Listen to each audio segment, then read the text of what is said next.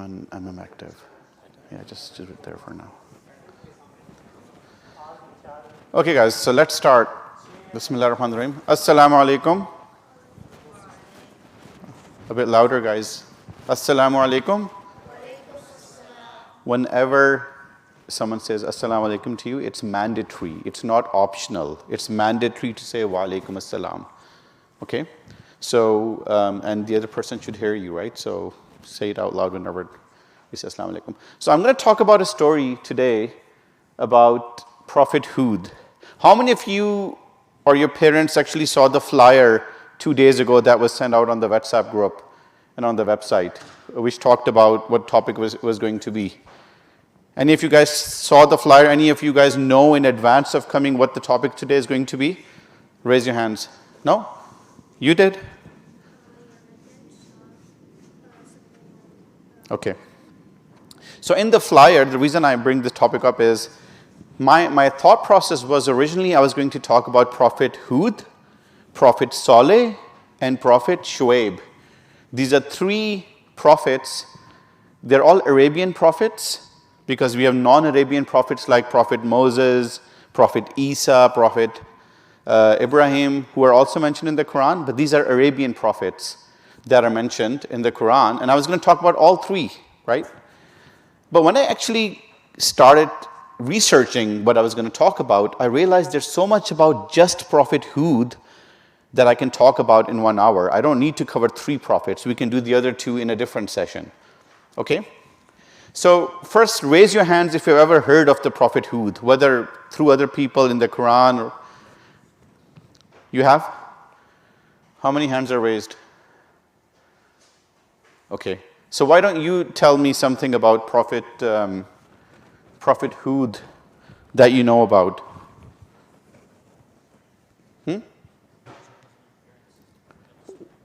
You know the name, you don't know what the story behind is. Okay. Okay. So I'm looking for something. Okay. Anyone else? Do you know anything about Prophet Hud's story or any background? Yeah. I think it had something to do with the storm. It had something to do with the storm. Okay. Fine. Yes. Can you get a drink of water? Yeah. Absolutely. It's out there. Go to the left. It's right in the entrance. There's no mention of a drink of water in the story, by the way. It's just for those who got confused. Yeah. Yeah, you were saying something? Okay. So there were two lectures that I've given in the last couple of months. One is about the discussion of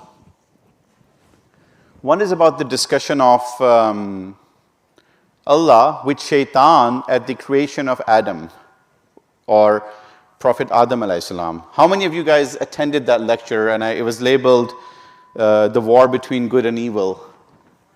I see a few of you were there, but there's a lot of new faces, so maybe you weren't. You were there, I know for sure. And it was really around how Shaitan deceives us, right? How Shaitan tries to deceive us and how we have to prepare our mind to understand whenever we are getting bad feelings in our mind, where are they coming from? Are they from us? Are they from Shaitan? Or is it a combination of both? So I know a few of you people attended that, and I'll probably have to give that lecture again, but that's important. And then I talked about how after that discussion between Allah and Shaitan that's mentioned in the Quran, what happened next? And then when humanity came to earth with Adam and Hawa alayhi salam being the first of the human beings, what the entire story, then we went into how Shaitan deceived the human beings, and then we had the story of Prophet Nuh, right? So there's a timeline, right? So before I get into the story of Prophet Hud, it's almost like, what's the best analogy I can give? I can give an analogy of a movie, right? How many of you guys have seen Kung Fu Panda? Raise your hand. I've seen it, right? How many of you have seen all three parts of Kung Fu Panda? So some of you guys haven't seen all three parts, okay. So for those of you who have seen part 3, I'll give you an example. If I explain to you, if I start the story with part 3, where he actually finds his dad and he goes there and then, the powers he has, and then he goes into the other world where Uguay is there, if you haven't seen part 1 and 2, are you going to get part 3 completely? No. Well, no. Well, you'll get the basics, like 10-20% that you would see, but you wouldn't get a lot of history. You'll have to go back and watch 1 and 2 to understand it properly, right? This is exactly the same thing. Before I get to Prophet Hud, if I don't tell you the context of what has happened behind, it becomes not that easy. So since every week we get new people, some people haven't attended my previous lectures, it becomes hard. So I'm going to spend 5 to 10 minutes on the history before that, right? And the history starts with Allah wants to and actually creates Adam alayhi salam, who's the first human being. And there's this clay that's present, and there's no life in it yet. And Allah talks to his angels to explain, I have a plan. I want to put humans on earth so they can obey me. The angels, at the same time, say to Allah, give their advice that, but aren't they going to do destruction and all these bad things? And what they're doing is, they're actually referring to what's happening at the same time. Because before human beings on the earth, what existed? Does anyone know? Yeah. Sorry? Exactly. Jinns. Jinns used to be, they're still here, but jinns used to be in the world before humans existed. And they were causing chaos and destruction. And at that time, Allah's most previous servant was who? Anyone knows? Who? Shaitan, Iblis. Iblis was Allah's, in a slang term, right-hand man. Any difficult job Allah did, he gave to Iblis to do. He was the most previous one. He was made of fire. He wasn't an angel, yet he was the most previous of them all, and he used to do all Allah's tasks. And Allah had sent him to earth to fix this problem of the jinns and all the chaos on earth. Okay? And while he was gone, this happened, where Allah said, I'm building this clay, I'm going to put life in it, it's going to be a human being, and he's asking the angels of advice. And then Iblis came back after being successful, by the way. He came back, being successful from the mission. He was asked of the same advice. What do you think? And obviously they all gave their opinions. And Allah in the end said, I know more than you. You don't know what I know about human beings. So while you see death and destruction, I see something else. And that is why Allah told all the angels, including Iblis, to obey, do sajda in front of Adam and accept Allah's will. And all of them did, Iblis didn't do, right? We know that. That's a very common story. When Iblis didn't do that, there's a whole dialogue. I'm not going to go into the details, but long story short, Allah banned him from heavens, and Allah said that you can't be at the same stature that you are.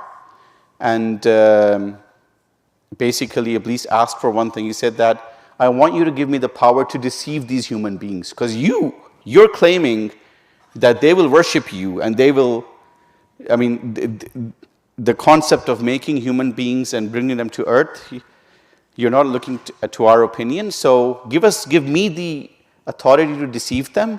And Allah said, I gave you that authority till the end of times, till the day of judgment. So go and try to deceive whoever you can, but my followers, my believers, they will never leave me. So Shaitan was given that power by Allah on his request, and that's where the game of good versus evil started, right? Shaitan's job is deceive everyone he can, and then Allah kept sending messengers to put people on the right path. Okay? So we always hear about this good versus evil. This is the background foundation of that. What happened after that was, for many, many years, there was no concept of shirk when after Adam alayhi salam came to this earth. You know what shirk is? How many of you know what shirk is? Yeah. Is associating someone with Allah SWT, like saying they have Allah SWT as a partner. Exactly. So it's the biggest sin of all to associate anyone with Allah. Other sins are smaller sins. I mean, there are other bigger sins too. But this is the biggest sin of all, to associate someone with Allah. To call someone else a God apart from Allah. Okay? That never existed. The first time it existed, how it came and how Shaitan made it happen, was there were all these previous people. Some people used to give charity in the path of Allah. Some people used to spend a lot of time praying in front of for Allah. You know, they were all nice people. And Shaitan came in the form of human body and said, look, these are so great people. They should be set as examples, right? So why don't we create idols of these people in the streets, in the shops? So when other ordinary people look at these idols, they say, wow, they're so previous people. We should follow them, right? We should also do salat like them. We should also do charity in the path of Allah like them. So Shaitan actually encouraged people to do more good virtues by looking at those idols. So people started doing that, right? So what is Shaitan doing? Is Shaitan telling them to do bad or good? Good, not bad. He's telling them to look at these good examples of human beings who are the greatest scholars of at that time, the most previous people of that time, looking at their statues, look at their idols, and use that as an inspiration to do good. And then what happened was, that generation died. That generation died and the next generation was there, right?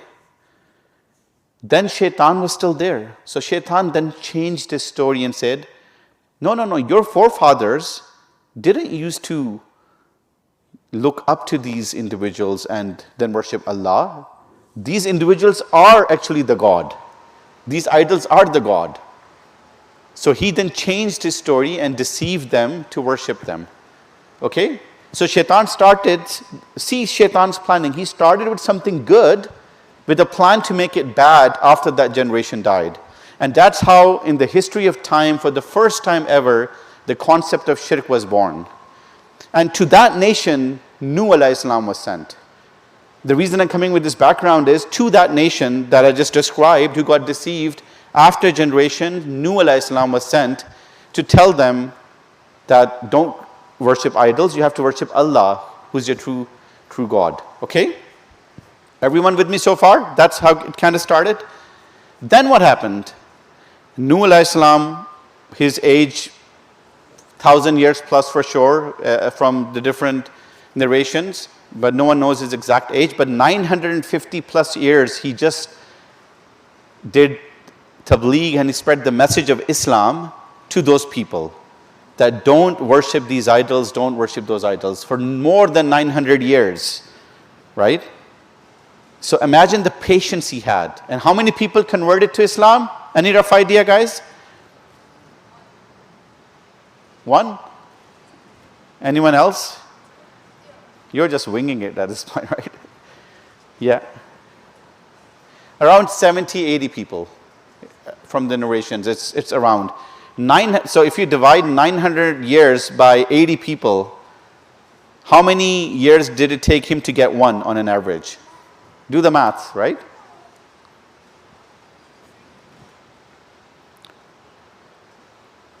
If he had 100 people who accepted Islam and 900 years,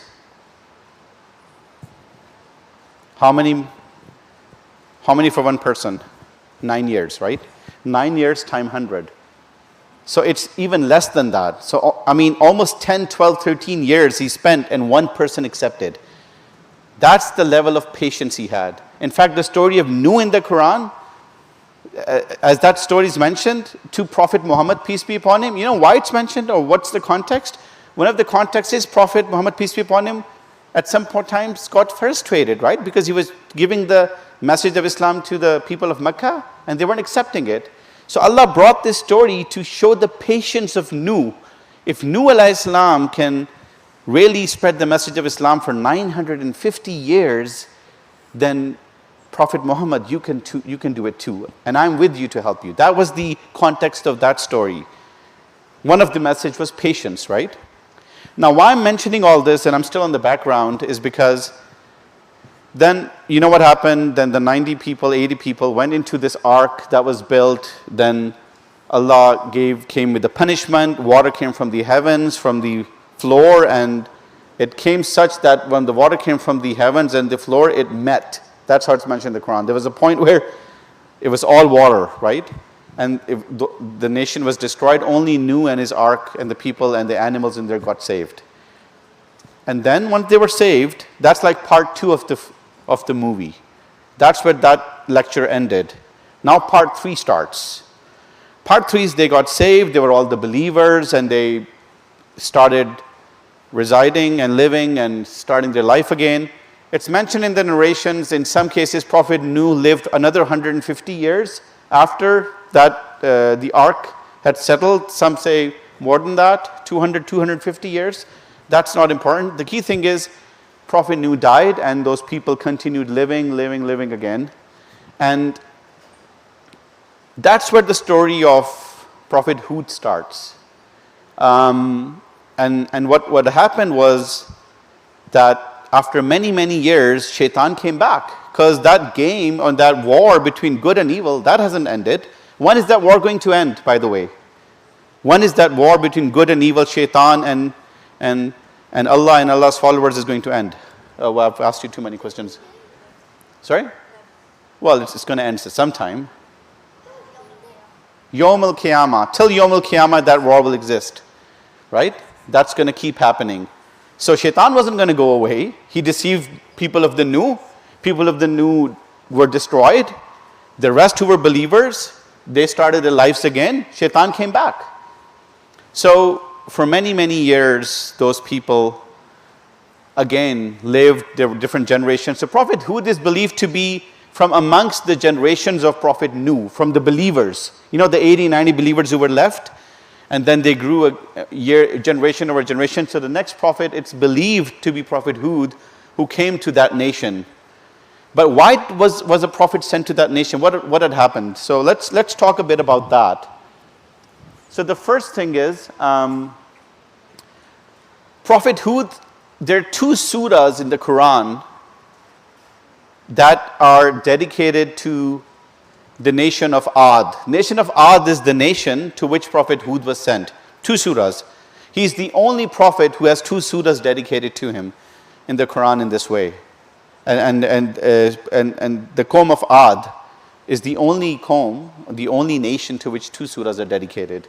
And Surah Hud and Surah Ahqaf. Surah Hud and Surah Ahqaf. Who knows what Ahqaf means? It's an Arabic word. Who knows what Ahqaf means? Anyone? Okay, so we'll get to that in a bit. The first thing is, where is this nation Ad located? The nation that I gave the background about. Where is that nation located? It's in the map. Yep.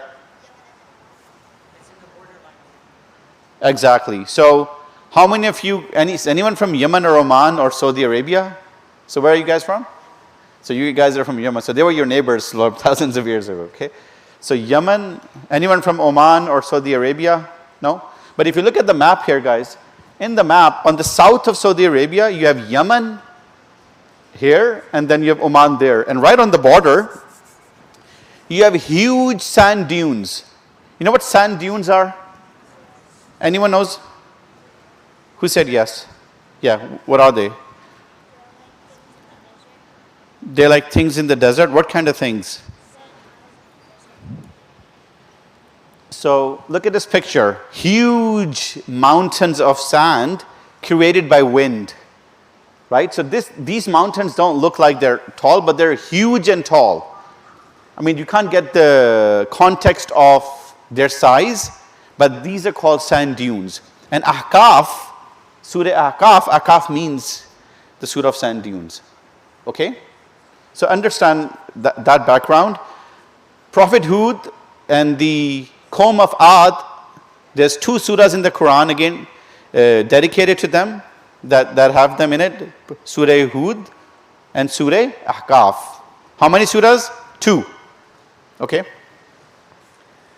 And this entire story took place between the border of Oman and Yemen, on the border, where all these huge sand dunes are.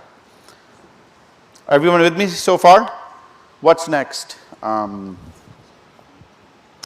The other thing unique, and I mentioned that in the beginning, is Prophet Hud is among the 4 only prophets mentioned in the Quran that are Arabian prophets. Prophet Saleh, Prophet Hud, Prophet Muhammad, and Prophet, there's one more.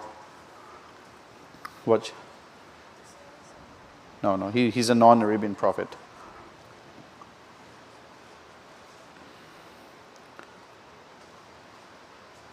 Okay, I'll let you guys think about it and we'll get back to that. Yeah. Prophet Shuaib was the other one. Prophet Shuaib. I already told you that the nation of Hud, that Hud was sent to, was called Ad, and the location. One of the things that's mentioned in the Old Testament is that there was a descendant of Noah called Iber, who was considered the father of Hebrew language. That's in the Old Testament. And some scholars say that Iber, who was the father of Hebrew language, which the Jews speak or used to speak, that was actually Hud. So they're trying to make a connection between Old Testament and Hud, but that could be one way or the other. But that's just something to mention. So everyone understands the background, okay? So the next thing is let's describe the nation of Ad. What were their specialities, right? Because they had some unique circumstances. Let's talk about their physical characteristics first. They were considered to be the strongest and largest of nation that Allah ever built. Very important. They were huge in size. They had huge strength, right? They had a lot of wealth. They were very wealthy. They were very healthy people. They were extremely strong people. They weren't like us, 5 foot 6 inches. I don't even know how big they were. They were huge, hundreds of feet tall. Wallahu alam, right? But they were the strongest of nation that were ever built, and largest and huge. So that's one thing to understand about them. The second thing regarding their lifestyle is they were rich, they were healthy, they were wealthy, they had huge livestock, they had huge gardens, and so they had basically no worldly problem, okay? So not just that they were physically fit and huge, they were also powerful, but they were also wealthy. They weren't poor people, as an example, okay? Everyone with me till now?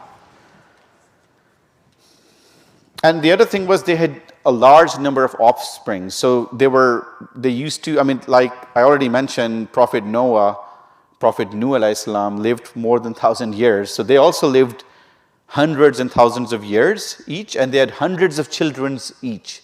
So each family, like we have a family of 4 or 5, the minute it gets more than 4, we say it's a big family. They have hundreds of children in one family. So Allah had blessed them with wealth, with health, with so many offsprings, with strength. So it was like a perfect world for them, right? And what started happening was they started forgetting the blessings of Allah. They started forgetting that someone else gave them this, that these are blessings from Allah to them, and they started indulging in their wealth too much. So till now, anything that I've mentioned isn't bad. Being wealthy is not bad. There's nothing wrong with being wealthy.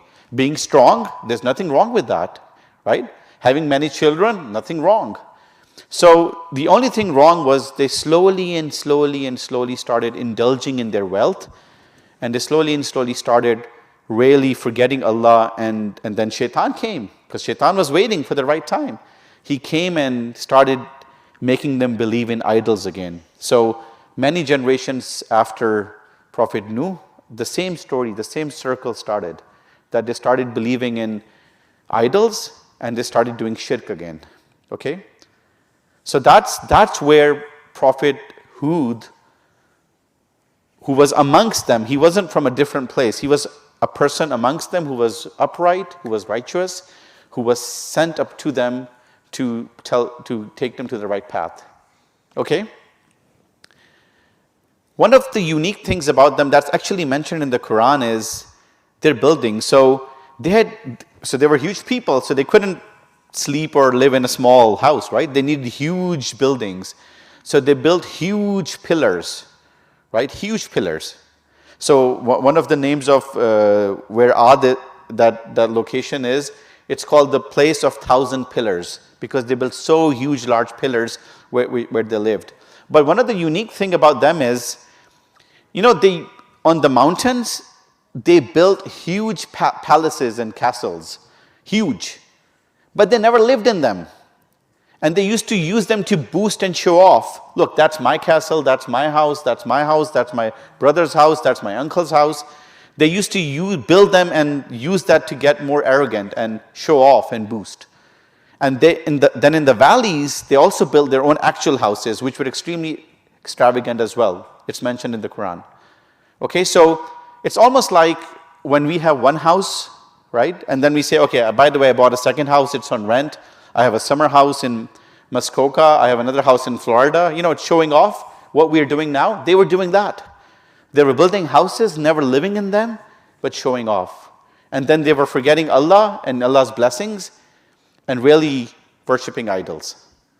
Okay? So that's where the problem started. Okay, now let's talk about their beliefs. We talked about their physical characteristics. Let's talk a bit about their belief. I already talked about as their wealth grew, they got distracted, right? Stopped worshipping Allah, started worshipping the idols. The other thing was they're really arrogant and tyrants. So when any nation came across them or any group of people came by them, they used to rob them and they didn't show any mercy on them on top. So their hearts became really strong. Really, they didn't have any mercy for anyone. So they became more and more arrogant with the wealth they had, because they were like, there's no one there stronger than us. No one can stop us. We can do whatever we want, right? That's the attitude they ended up getting into. The other thing that they started really conceptualizing was that when we're going to die, we're never going to resurrect. We're never going to come back. So this is the earth, this is the world we have, and only here are we going to ever, enjoy our life. So let's enjoy it as much as we can. That's the other concept they had regarding their beliefs. Okay? So 1 second, guys. I have to make sure I get the pizza ordered. So I'm just going to take a 30-second break.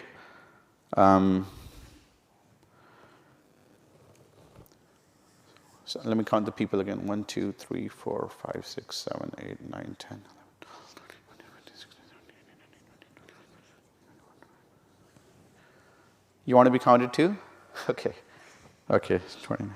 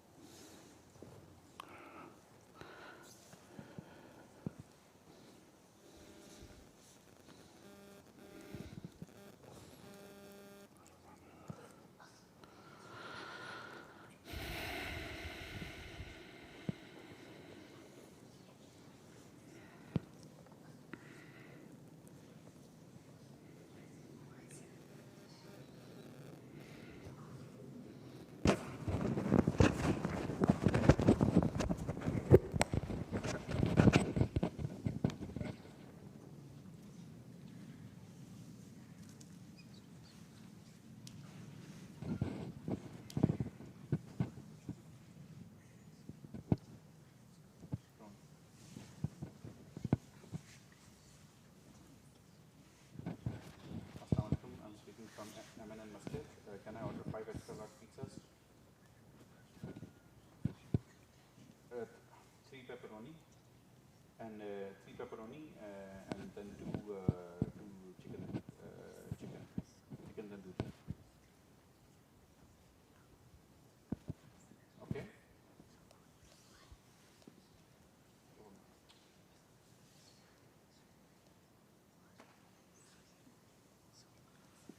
Sorry about that, guys. Sorry बंद हो गया 3 pepperoni extra large और 2 chicken chicken tandoori extra large हाँ chicken only चलो sir हाँ जी जितना जल्दी कर लें रिक्वेस्ट है हम 550 पे आ जाएंगे ठीक है okay thank you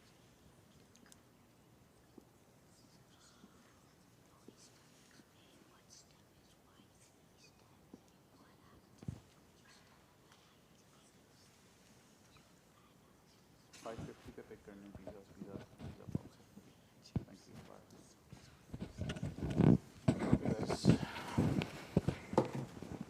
sorry about that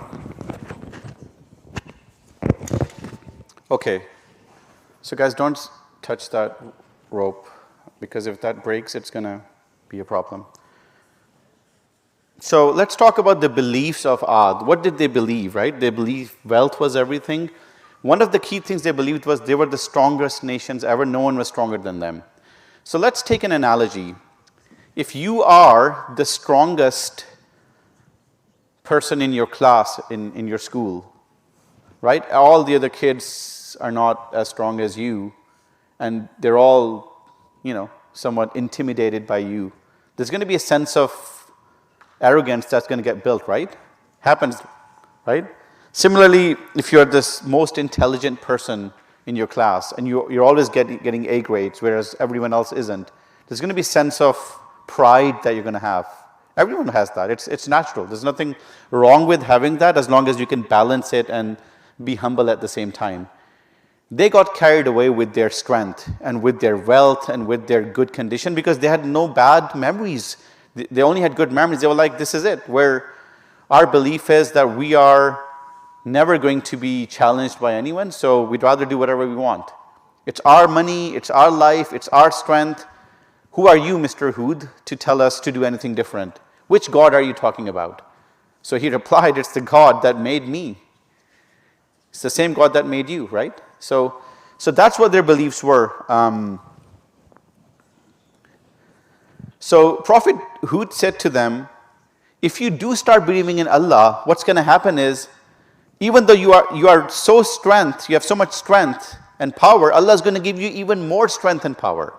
You have so much wealth, you have so much livestock and children, Allah is going to give you even more of that. Just obey Allah and stop believing the idols. Prophet Hud didn't tell them to leave their wealth. Prophet Hud did not tell them to not have many offsprings. He said, don't stop any of that. Just start believing in Allah. And they didn't get it. And Shaitan was behind them. They just didn't get it, and they continued in their bad habits. So what was their strategy? The first thing they said was, and this is very important because there's a message in this. They said, if Allah was going to send a message to us, He would have sent an angel. Why would He send a person from our own society who we already know and give us a message? Why didn't He send an angel? Why didn't He give us a miracle? Why is He just sending a normal human being to tell us this message? We don't believe in you. You're lying. You're a liar. Na'uzubillah. So what's the point here? The point here is they were focusing on saying, if there was an angel who had come from heavens, shown us a miracle and told us about something, or someone superior than us, then maybe we would have listened to him. But you're just another human being. You're just like us. One of the important things to understand, guys, and understanding it at the young age is more important, that sometimes the message is important, not the messenger, right? So sometimes you will face a situation where someone younger than you will be telling you to do something or stopping you. It's like, typical example, your younger siblings might be telling you if you're doing something wrong, and you'll be like, you're my younger brother, my younger sister, I'm not even going to listen to you. Or a friend in your school or a cousin or a relative will be telling you to do something right and not doing something wrong, and the only reason you're going to be refuting him or her is because they're either younger than you or they're in the same class as you. If the same message comes from your parents, or if the same message comes from a huge scholar or someone famous or someone that you look up to, you would have listened. But since the message is coming from a very ordinary person, someone who was even younger than you, you're like, I'm not going to listen to this guy, this person. Why should I listen to him? Raise your hands if something like that has ever happened in front of your eyes in your current world. Or where, even if it's not a message about Islam, generally in everyday life, there's a psychology that we tend not to give importance to people who are either equal or less than us in age or experience. We tend to listen more to people who are elders or who are more powerful. Happens, right? So that's exactly what's happening here. They're saying, you're not an angel. You don't have any miracles to show us. Why should we listen to you? So take that message, guys. The message is important irrespective of where it comes from. So whenever you communicate or disagree with your friends, with your siblings, with your parents, in your schools, the first key thing is to, for a second, ignore the person who's saying it. Just look at what they're saying. And if what they're saying is making sense, absolutely go after it. The other thing is, a lot of times when you have those conversations, people touch your buttons, press your buttons. You know what that means? The phrase, he pressed my button. Do you know the meaning of that phrase?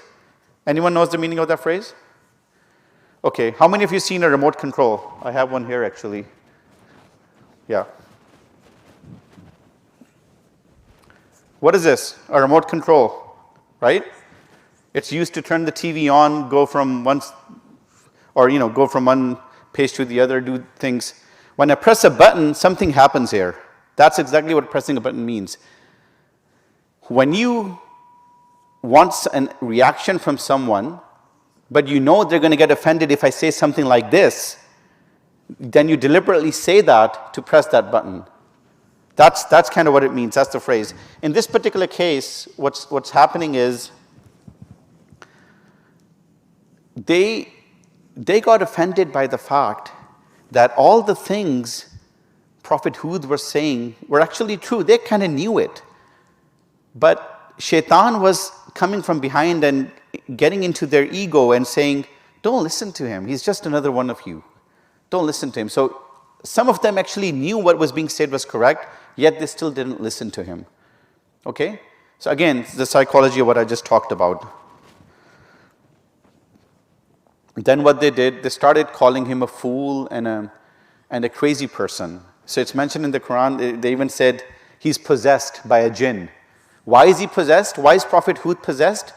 Because he disrespected our idols. All the idols that we worship, he disrespected them. He says, worship just one God. Don't worship these idols. So he's being punished. He's being possessed. He has a jinn over him. And hence we're not going to listen to him. Then they started accusing him that he actually needs money. He needs wealth. So he's kind of doing all this drama to get to us. So the accusations after accusations after accusations, they started really saying. And then it's, in quote unquote, let me see if I missed another point. Yeah, and then in the end, they kind of said, look, whether you warn us or not, we don't care. We're not going to listen to you. It was like, this is the end. Now you've been telling us about all these things for so long. We're not going to listen to you. We're not going to follow Allah. We're going to do whatever we want. So that's kind of where the dialogue ended between them. And one of the things that was really the ending note was they challenged him. They said, okay, you're talking about someone who's more powerful than us? They said, there is no one in this earth more powerful than us. If there is, bring it on. That's what they say to Prophet Hud. Bring it on, if there's someone more powerful than us. And then Prophet Hud's reaction was very interesting. He said, bear witness, I have nothing to do with your bad deeds. Why don't you come and plot against me if you want to see what happens? So he kind of turned the dialogue back on them and said, okay, you're challenging me. Is there someone more stronger than you? I'm not going to have anything to do with your bad deeds and worshiping these idols. Why don't you come and plot against me and see what happens? So he threatened them. That's not a typical style of prophets, but that's what he did. He said, if you really think you are the strongest, then come, plot against me. So that's the confrontation that started happening between Prophet Hud and these people. Okay, at that time, it's mentioned that they got scared a bit. They said, "Well, there's so much confidence this person has. He must have something with him. So let's not bother him right now. Let's really not plot against him and go against him." So they kind of didn't do that because deep down they kind of knew the truth. They kind of knew that he's telling the truth, and he kind of knew that whenever Prophet Hud mentioned about Prophet Nuh and the stories of the past and the punishments, they knew they were true. But Shaitan was always behind them, telling them to, ignore it and move on. So another thing that's kind of important to understand here is a lot of times we know what's right. All of us, we know what's right. It's Shaitan behind us telling us, no, you don't have to do it. It's okay. We know it's right. Do it later. Don't do it now. A lot of them, I'm sure, were thinking, well, we can follow Prophet Hud, but if we follow him, we're going to have to give up our lifestyle. We're going to have to start worshipping Allah. We're going to have to give up the idols, all that. So why should we do it? We might do it later. We're not going to do it now. I gave this example in one of my previous talks. It happens all the time that you're preparing for your school assignments, right? And you know that if you prepare 20 more minutes, the salat time is going to go.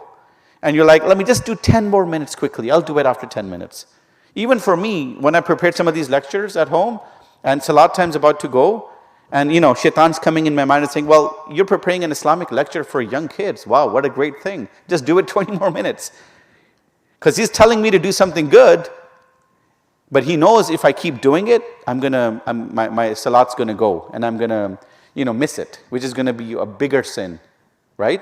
It's psychology. So they knew inside, most of them, that Prophet Hud is right. They were just delaying it, or they were not taking him seriously because Shaitan was behind them, telling them not to.